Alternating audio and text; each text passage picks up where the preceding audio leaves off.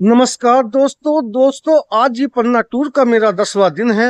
और दोस्तों आज मैं पांडव फाल जा रहा हूँ, जो पन्ना का सबसे प्रसिद्ध फाल है, जिसके लिए मुझे पहले बस स्टैंड ही जाना होगा। इस वक्त मैं पन्ना के बस स्टैंड पर पहुँचा हूँ एवं जो पांडव फाल है वह छतरपुर रोड पर पड़ता है, इसीलिए मुझे छतरपुर की बस लेनी होगी। मिलके दोस्तों छतरपुर वाली बस, चलिए बैठते हैं।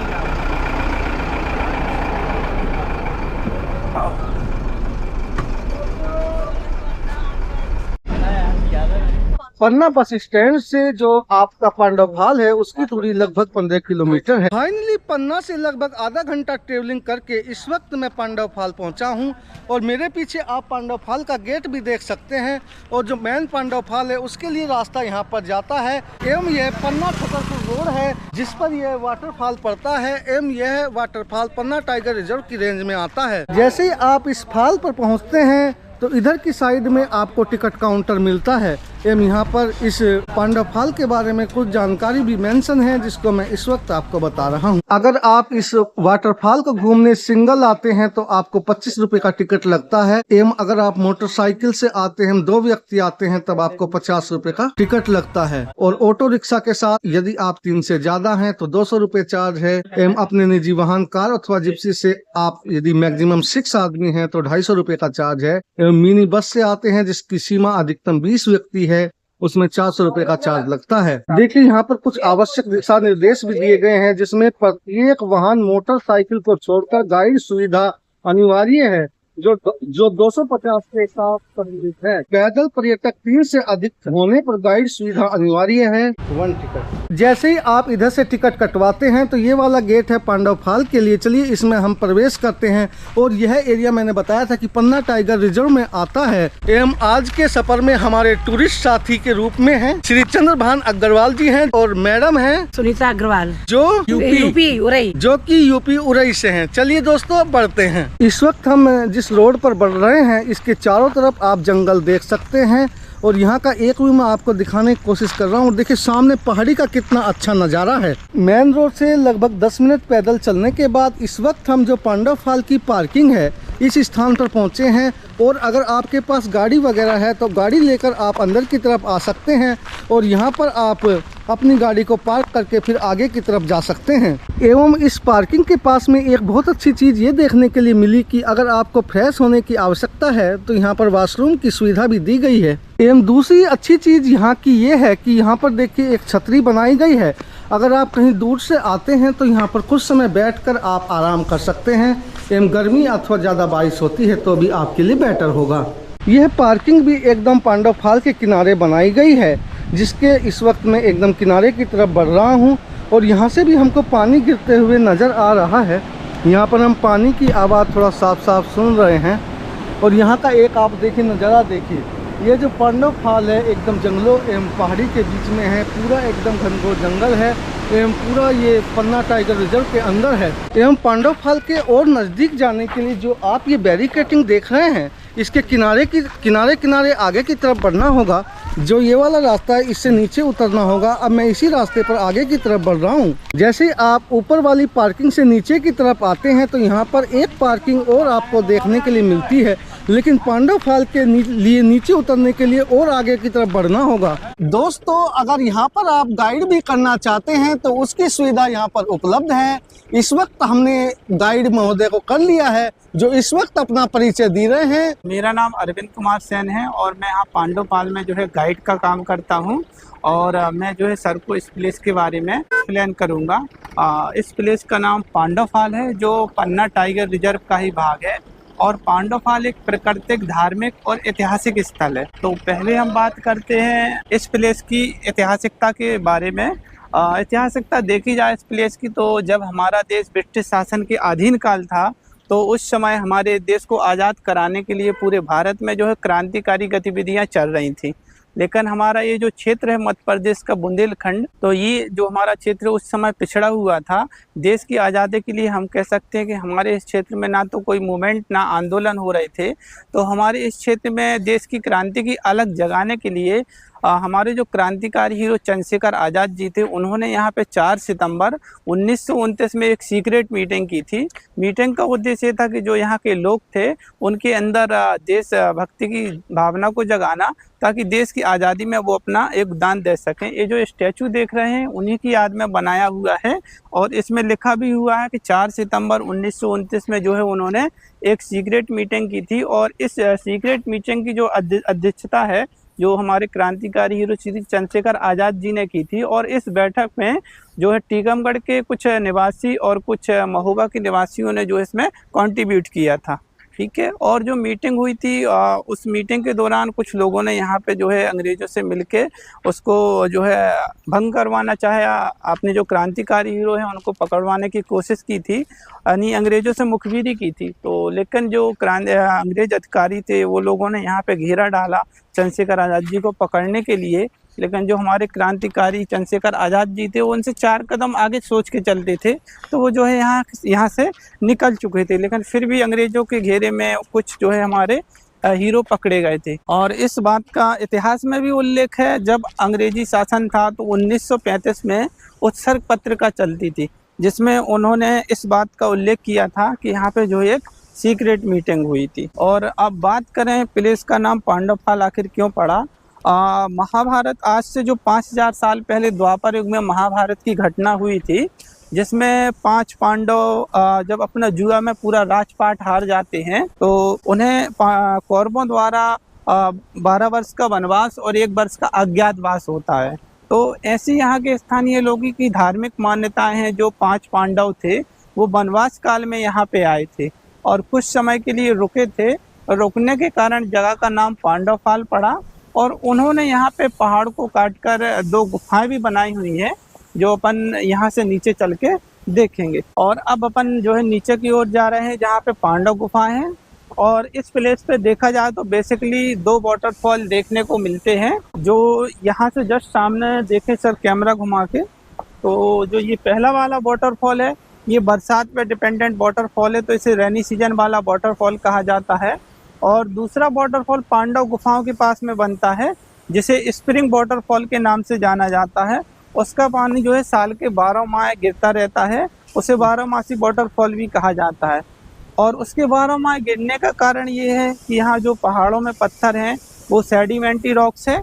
और दूसरा बात करें यहाँ पे जो पहाड़ों में पत्थर है सेडिमेंटी रॉक्स, ये क्या करते हैं, जो बरसात का पानी होता है, ये लेयर्स वाले पत्थर होते हैं, तो अपने अंदर बरसात का पानी ऑब्जर्व कर लेते हैं, फिर साल भर धीरे धीरे छोड़ते रहते हैं। और सर बात करें हम पांडव फॉल की या हमारे पन्ना टाइगर रिजर्व की, जो हमारा पांडव फॉल है पन्ना टाइगर रिजर्व के कोर एरिया में आता है और टाइगर रिजर्व का ही छोटा सा भाग है। और जो हमारा पांडव फॉल या पन्ना टाइगर रिजर्व है ये पूरा विंध्याचल पर्वत श्रेणी की गोद में समाया हुआ है, जो भारत की दूसरी प्राचीन पर्वतमाला है। और जो भारत की पहली प्राचीन पर्वतमाला है वो अरावली है, जो राजस्थान में है। ये हमारी जो विंध्याचल पर्वत श्रेणी है, यहाँ जो पहाड़ों में पत्थर हैं अलग अलग टाइप के हैं। खासतौर में पांडव फॉल की बात करें, यहाँ जो पहाड़ों में पत्थर हैं वो सेडिमेंटी रॉक्स। ये जो सामने आप देख रहे हैं ये सेडिमेंटी रॉक्स लेयर्स वाले पत्थर होते हैं। इनमें देखा जाए तो 1 फीट में लगभग 100 से ज़्यादा लेयर्स होती हैं। और इन पत्थरों में लाइमस्टोन और कैल्शियम भी पाया जाता है, जिस कारण जो पोर्क्यूपाइन, लंगूर या स्लॉथ बियर की बात करें, इन पत्थरों की लेयर्स भी खाते हैं। जो ये लेयर्स टूटी हुई हैं, ये जो लंगूर से यहाँ स्लॉथ बियर या पोर्क्यूपाइन की बात करें उनकी ये खाने से टूटी हुई है। एक्चुअल में लाइमस्टोन और कैल्शियम का प्रयोग जो है वो खारेपन के रूप में उपयोग करते हैं। और इन पत्थरों से स्लेट भी बनती है, स्लेट स्टोन भी बोलते हैं इनको। और ये पानी को फिल्टर करने वाले पत्थर भी होते हैं। हमारे पन्ना टाइगर रिजर्व में ज़्यादातर जितने भी पेड़ पौधे सभी उपयोगी हैं। जस्ट सामने ये जो पेड़ देख रहे हैं आप, इसे हमारे यहाँ लोकल में कुल्लू या कुल्ला बोला जाता है।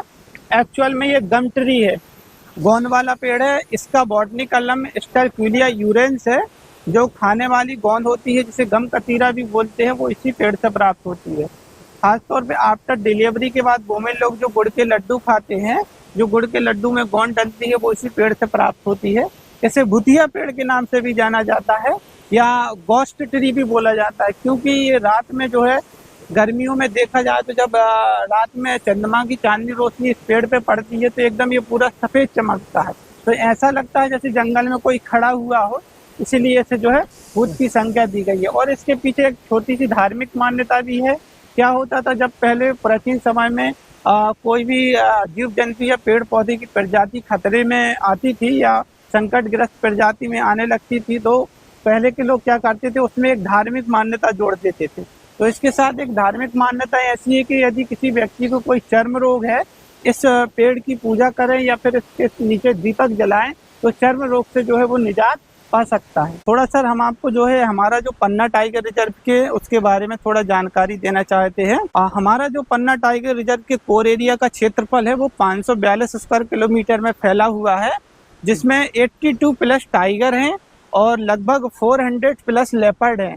और इसके अलावा जो अन्य जंगली जानवर है उनकी काउंटिंग नहीं होती, वो तो हजारों की संख्या में है।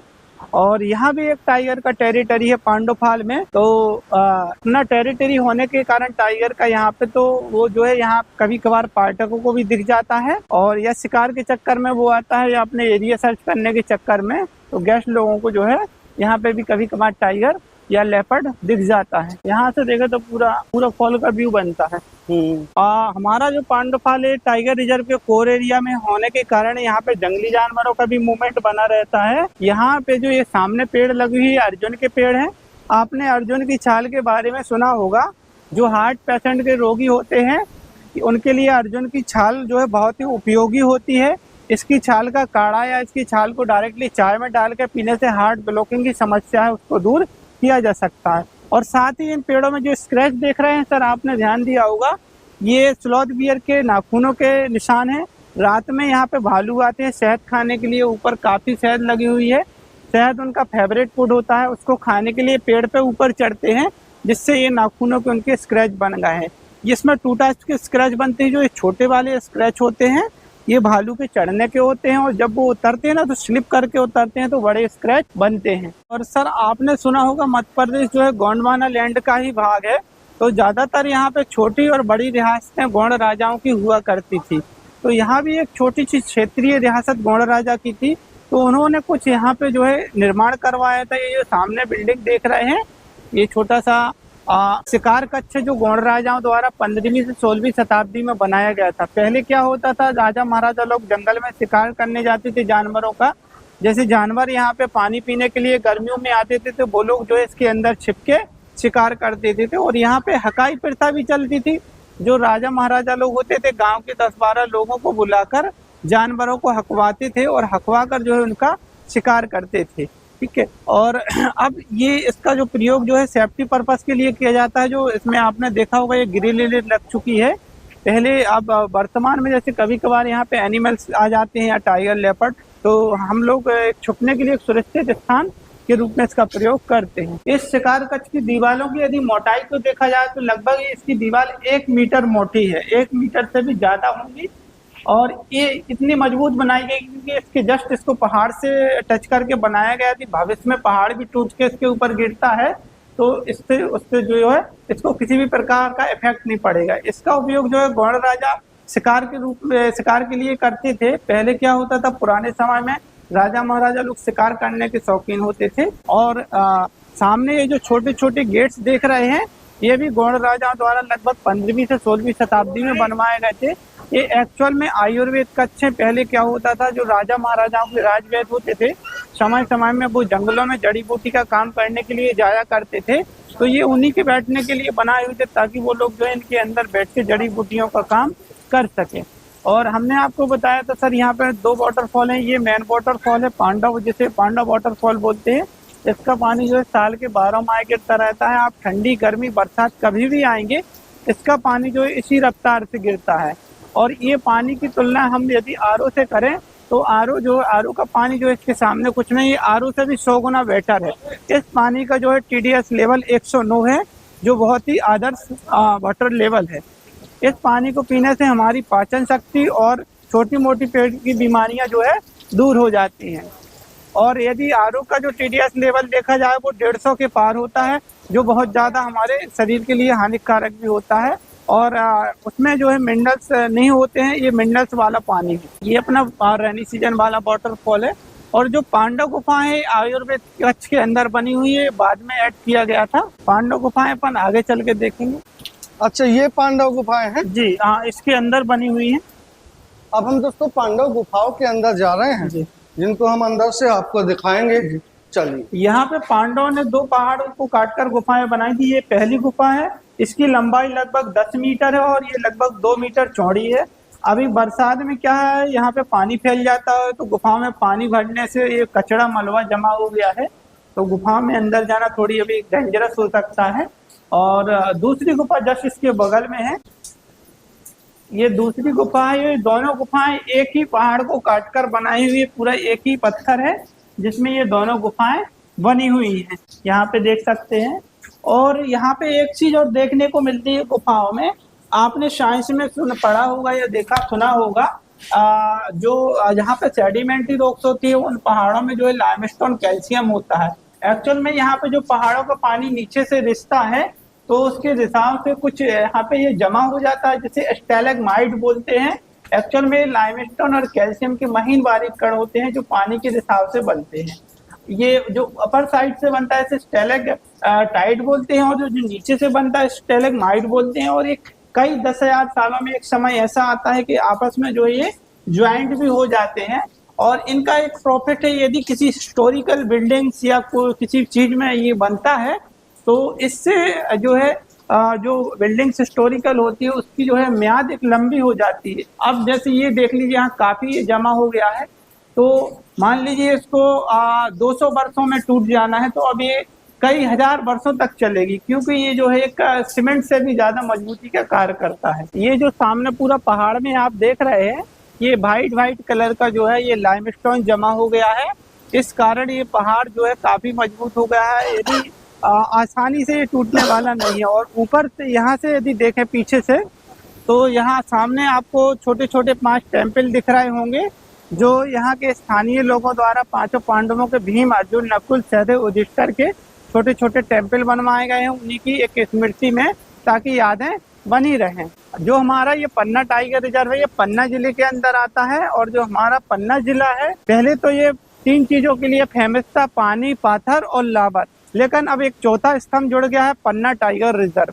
बात करें पानी, पाथर, लावर की, तो पानी की प्रचुरता यहाँ पे बहुत ज्यादा है, और हमारे जिला में पत्थर भी पर्याप्त मात्रा में पाए जाते हैं। इसके अलावा तीसरा महत्वपूर्ण बिंदु है लावर। लावर अर्थात हीरा, यानी पन्ना। पन्ना एक हीरे के नाम पर ही जो है हमारे जिला का नाम पड़ा है। पन्ना मतलब होता है ओरिजिनल एमराल्ड, जो हमारे यहाँ पाया जाता है। भारत के सभी जिलों में केवल पन्ना ही एक ऐसा जिला है जहाँ पे डायमंड पाया जाता है। और इस डायमंड होने का पीछे भी एक छोटी सी बिलीफ या ऐसी विश्वास करते हैं लोग, यहाँ के लोग, कि जब 17वीं शताब्दी या 15वीं से 16वीं शताब्दी के बीच में यहाँ पे जब महाराजा छत्रसाल का शासन था, तो उस समय जो है हमारा ये क्षेत्र बुंदेलखंड कहलाता था, जिसमें उस समय पन्ना, दमोह और छतरपुर जिला को मिला के एक बड़ी रियासत बनी हुई थी, जिसे बुंदेलखंड रियासत के नाम से जाना जाता था। और जिसके राजा महाराजा छत्रसाल थे, तो उन्हें जो है हमारे भगवान प्राणनाथ जी, जो पन्ना के कृष्ण के अवतारी हैं, उन्होंने जो है उन्हें दर्शन देकर एक वरदान दिया था एक निश्चित समय के लिए, कि आपका जो प्रिय घोड़ा है पन्ना की धरती में जहाँ जहाँ जाएगा वहाँ पे जो है डायमंड हो जाएंगे। और उनके लिए एक कहावत भी लोग बाग यहाँ पे कहते रहते हैं, पुराने लोग, जो अभी भी हम लोग सुनते रहते हैं, कि छत्ता तेरे राज में धक धक धरती होए, और जिज्जत घोड़ा पग धरे ओ तो धीरा होए। पांडव वाटरफॉल को घूमकर इस वक्त मैं उसी स्थान पर आ गया हूँ जहाँ से मैं टिकट लेकर पांडव वाटरफॉल घूमने गया था। इसीलिए इस सफ़र को यहीं ख़त्म करते हैं। अब मिलते हैं यहाँ से आगे के सफ़र में। तब तक के लिए नमस्कार, जय हिंद, जय भारत।